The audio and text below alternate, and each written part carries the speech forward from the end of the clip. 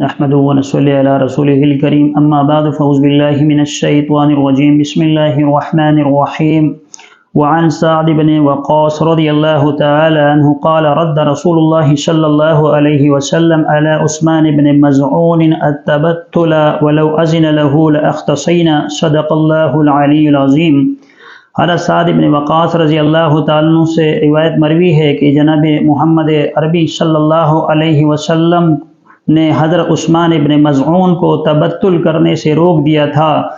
اگر رسول اللہ صلی اللہ علیہ وسلم ان کو تبتل کی اجازت دے دیتے تو ہم بھی خسی ہو جاتے۔ حضرت سعد ابن وقاص رضی اللہ تعالیٰ عنہ کی یہ روایت جو یہاں ذکر کی گئی ہے کہ رسول اللہ صلی اللہ علیہ وسلم نے تبتل سے منع فرمایا،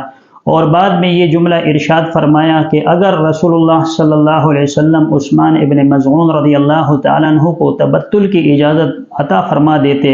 تو ہم بھی تبتل اختیار کر لیتے، یعنی ہم بھی خسی ہو جاتے۔ دراصل اسلام ایک ضابطہ حیات ہے۔ اسلام ہمیں رہبانیت کا درس نہیں دیتا، بلکہ ایک حدیث میں خود رسول اللہ صلی اللہ علیہ وسلم نے فرمایا لا رہبانیت فی الاسلام، اسلام میں رہبانیت نہیں ہے۔ اور رہبانیت کہتے ہیں تنہا زندگی گزارنا، تنہا اپنے افعال اور اپنے کاموں کو انجام دینا، اس کو کہا جاتا ہے کہ انسان بالکل تنہا زندگی گزارے۔ عیسائیوں کے جو متبین ہے ان کے ہاں یہ ہوا کرتا تھا کہ وہ اس بات کو زیادہ ترجیح دیا کرتے تھے کہ ایک آدمی رہبانیت کی زندگی گزارے اور وہ شادی سے اجتناب کرے۔ لیکن اسلام چونکہ ایک ضابطہ حیات ہے، اسلام نے اس سے منع فرمایا ہے۔ اس حدیث سے بھی ظاہر ہوتا ہے کہ آپ صلی اللہ علیہ وسلم نے تبتل سے منع فرمایا۔ انسانی خواہشات اور انسانی ضرورتیں ایسی ہوتی ہیں جس کی وجہ سے انسان کو عورت کی ضرورت ہوتی ہے، اور آپ صلی اللہ علیہ وسلم نے فرمایا کہ مجھے دو چیزوں کی اگر کوئی ضمانت دیتا ہے تو میں اسے جنت کی ضمانت دیتا ہوں۔ ایک انسان کی شرمگاہ ہے جو انسان کو غلط کاموں کی طرف یا غلط خواہشات کی طرف بعض اوقات مائل کرتی ہے، اور دوسرا جو انسان کا منہ ہے، یعنی زبان کے ذریعے سے انسان مختلف قسم کی باتیں وہ اگلتا ہے، مختلف قسم کی باتیں اس کی زبان سے نکلتی ہیں، جیسے چغلی کھانا، غیبت کرنا، یا اسی طرح کسی کو تکلیف پہنچانا، کسی کو گالی گلوچ کہنا۔ تو اس سے آپ صلی اللہ علیہ وسلم نے منع فرمایا ہے، اور فرمایا جو ان دو چیزوں کی مجھے ضمانت دے گا۔ اسی طرح ایک حدیث میں رسول اللہ صلی اللہ علیہ وسلم کا ارشاد ہے کہ اگر کوئی آدمی نکاح کر لیتا ہے تو نکاح کی وجہ سے اس کا آدھا ایمان مکمل ہو جاتا ہے۔ اسی وجہ سے کہ دو چیزوں کی وجہ سے بعض اوقات انسان جہنم میں جاتا ہے، ایک پیٹ کی وجہ سے کہ بھوک کی حالت کی وجہ سے انسان وہ کام سر انجام دے دیتا ہے جس کی شریعت نے ممانعت فرمائی ہے۔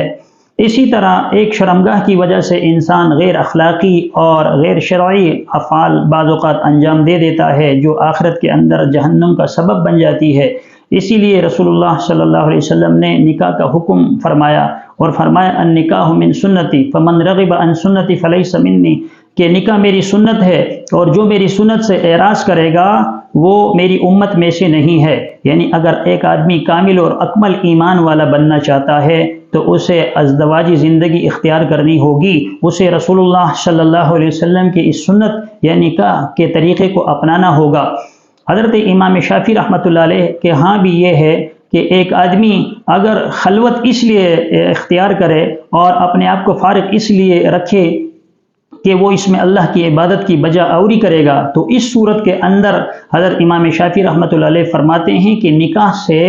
پھر تنہائی بہتر ہے اور خلوت بہتر ہے کہ انسان اللہ تبارک و تعالیٰ کی صحیح معنوں میں عبادت کر سکے۔ تو یہاں پر امام شافعی بھی افضل ہونے کا اور بہتر ہونے کے بارے میں بات کر رہے ہیں، لیکن امام ابو حنیفہ رحمۃ اللہ علیہ نے اپنے دلائل کے ذریعے سے اس بات کو واضح کرنے کی کوشش کی ہے کہ نکاح کے اندر مشغول رہنا یہ نفلی عبادات سے زیادہ بہتر اور افضل ہے، کیونکہ نفلی عبادات کا کل قیامت کے دن نہیں پوچھا جائے گا۔ لیکن خدا نخواستہ اگر کوئی آدمی اپنی شہوت کے ذریعے سے کسی ایسے گناہوں جرم کے اندر مبتلا ہو گیا جس سے اس کی آخرت تباہ ہونے کا خدشہ ہے، تو پھر اس کے ہلاکت کا باعث وہی بن جائے گی، اور جہنم میں اس کو جانے سے کوئی نہیں روک سکے گا۔ اسی طرح امام ابو حنیفہ رحمۃ اللہ علیہ فرماتے ہیں کہ نکاح زیادہ بہتر ہے بجائے اس کے کہ انسان نفل عبادات کے اندر اپنے آپ کو مشغول رکھے۔ تو رسول اللہ صلی اللہ علیہ وسلم نے تبتل سے منع فرمایا۔ تبتل کہتے ہیں اجتناب کرنا، عورتوں سے قطع تعلق اختیار کرنا، اس سے منع فرمایا گیا ہے۔ دوسری بات ہے، رسول اللہ صلی اللہ علیہ وسلم نے ایک موقع پر فرمایا کہ میری امت کی کثرت کی وجہ سے کل میں اپنی امت پر فخر کروں گا کہ میری امت کی تعداد بڑھ جائے، تو یہ نکاح کے ذریعے ہی ہو سکتا ہے، نکاح کے بغیر یہ ممکن نہیں ہے۔ اسی طرح نکاح کے ذریعے سے بہت سارے معاشرتی تناؤ اور بگاڑ وہ ختم ہو جاتا ہے۔ معاشرے کے اندر جو افراتفری ہے، معاشرے کے اندر جو بے حیائی بڑھ رہی ہے، اس کا خاتمہ اگر ممکن ہے تو صرف نکاح کی صورت میں ہی اس کا خاتمہ کیا جا سکتا ہے۔ جب نکاح ہوگا تو وہاں پر شیطان وہاں سے کنارہ کشی اختیار کر جاتا ہے، اور شیطان کہتا ہے کہ اس نے اپنے ایمان کو مجھ سے بچا لیا، شیطان وہاں سے بھاگ جاتا ہے، اور جہاں پہ نکاح نہیں ہوتا تو وہاں پہ فتنہ اور فساد برپا ہو جاتا ہے، وہاں امن تباہ برباد ہو جاتا ہے، وہاں پہ لوگوں کا سکون غارت ہو جاتا ہے، اور بے حیائی وہ اپنے انتہائی درجے کو پہنچ جاتی ہے۔ اسی لیے رسول اللہ صلی اللہ علیہ وسلم نے فرمایا کہ نکاح میری سنت ہے،